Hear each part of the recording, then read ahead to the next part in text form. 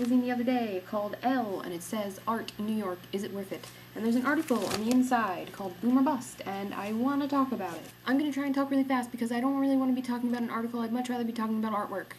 The article starts out by saying, when it comes to our artists, we have something of a sadistic streak towards them. We like to see them suffer.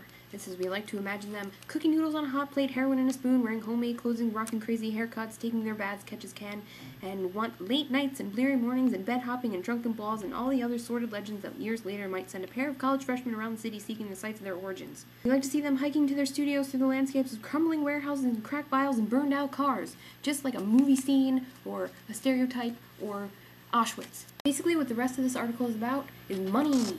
As a culture, we like stereotypes, which is why people like to believe that artists live in crack dens, when actually, the last 10 years, artists have been doing fine for themselves. As well as an artist can do, anyway.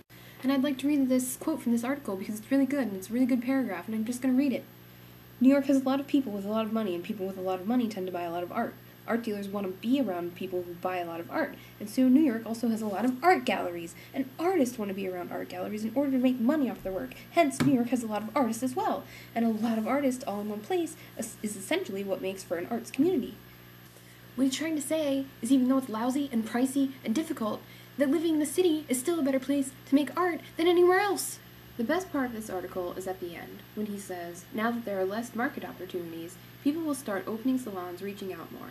There are so many artists here, there could be so much more community than there is. Which is true. And even though they debate how the experimentation of artists will be affected, they really stress community and how when shit goes wrong, artists come together. And that's when stuff happens. Stuff like our blog, motherfuckers! So as a conclusion, what I've taken from this article is that we're on the brink, as artists, of having something really great happen in the art world. All the people who don't want to make art, are in making art for money, are just going to die and be swallowed by the mouths of hell, and the people who are in it for the passion and the love are going to prosper. And I love prospering.